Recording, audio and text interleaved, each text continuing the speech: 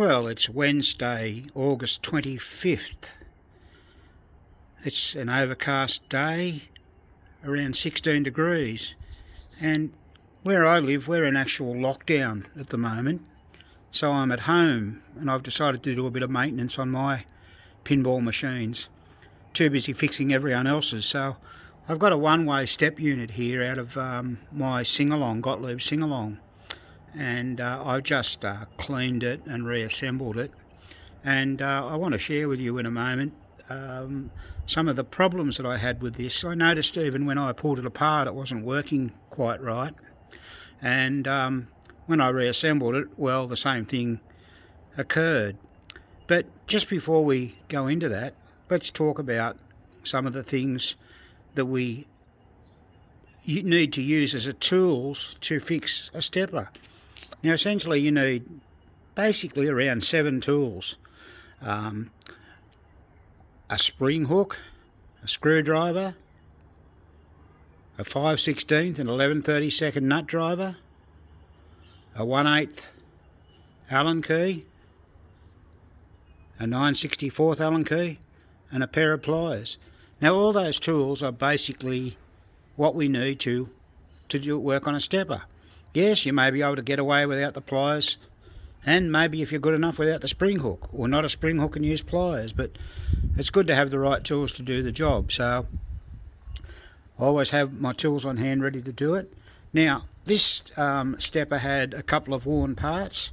One of the worn parts was the drive arm step up pull. It's actually worn out. Look at that, all that movement. That should not be there.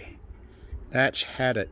So I actually replaced that. I had an old one that I've replaced it with. It's a shame it's not the anodised type one, but that's it. Now if you look at this stepper, you can see some of the screw heads, look, they're chewed out. Now that's an indication that it's clearly been worked on before. Here they're not too bad, but they've been worked on before, because that's a brand new part. I had to replace that. That's called the drive arm upstop. That limits how far the plunger has actually hit the coil stop in there, and that arrests any further travel. And I've shown this before in videos, but it's not a bad idea to put a bit of paper in between the top of the drive arm and the bottom of the stop, and get a slight bit of drag in there. That's good adjustment.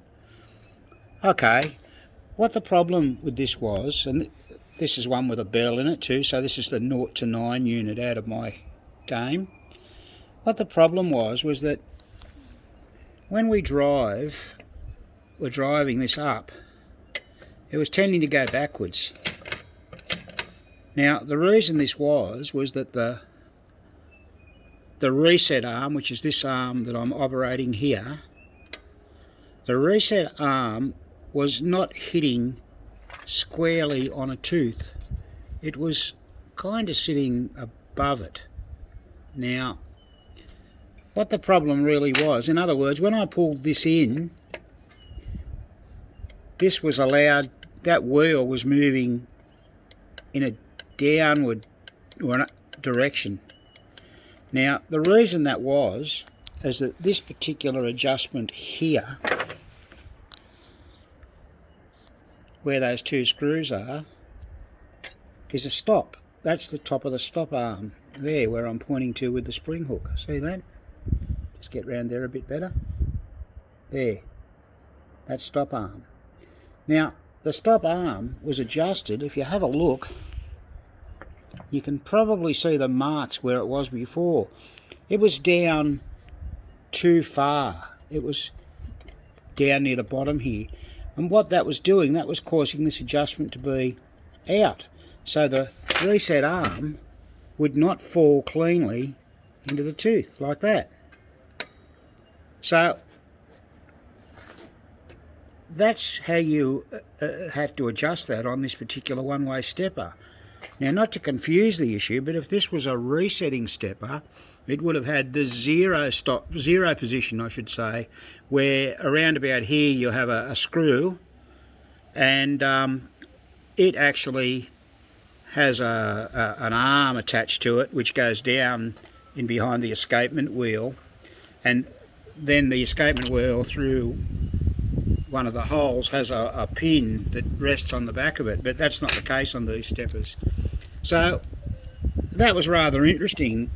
It was just a matter of loosening those two screws there, that one there and that one there, and as I said, you can see that it's been worked on before, and adjusting that up and holding it up under spring tension till the pull just was right.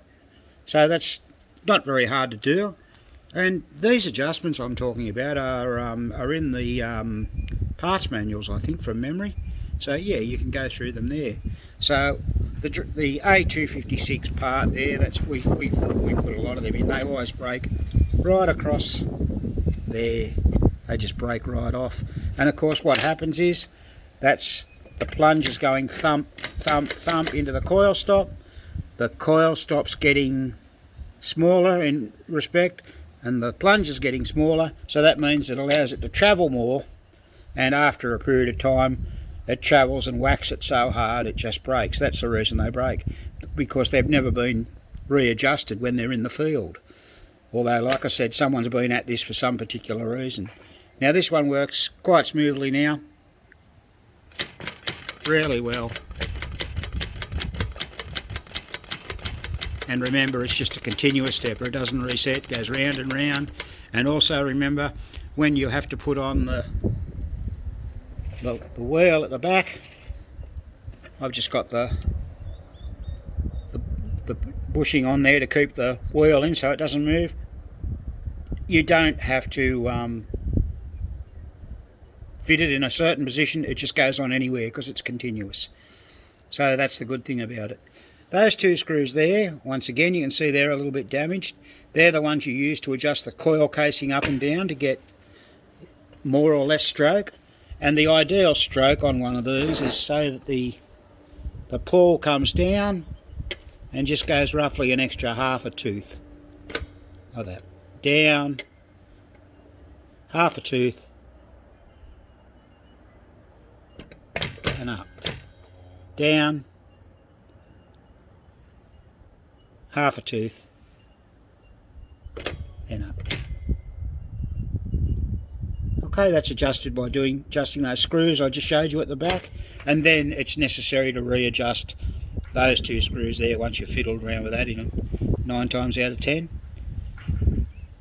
So I hope that gives you a bit of an insight into the one-way stepping unit on a Gottlieb and the tools that you need to repair it.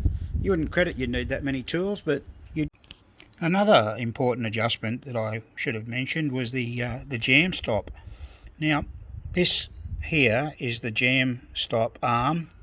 Those two screws hold that in place, and this of course is your drive pull.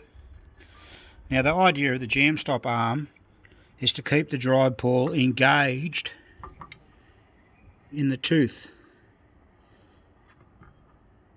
It has to stay in that tooth.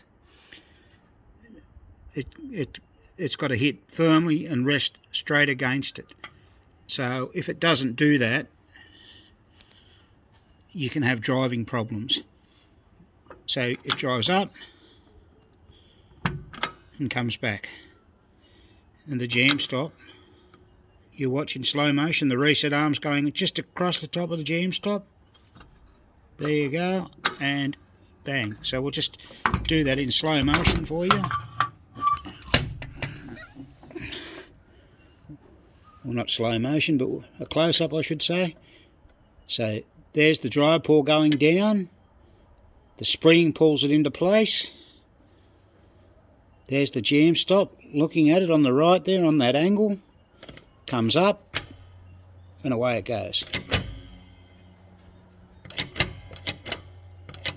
See that? Like that. So the Jamb Stop is there to keep that drive pull in the teeth.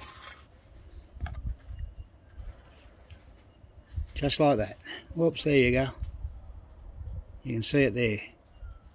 It pulls right in the tooth. If that jamb stop was too far to the right, it wouldn't sit in the tooth properly. And that's why they call it a jamb stop. So that's another important adjustment that we must do. Now, we hope you enjoy our videos. We'd like to give us the thumbs up and subscribe to our channel. We will be doing more repair videos as time goes by. We have certain ones that we have in mind.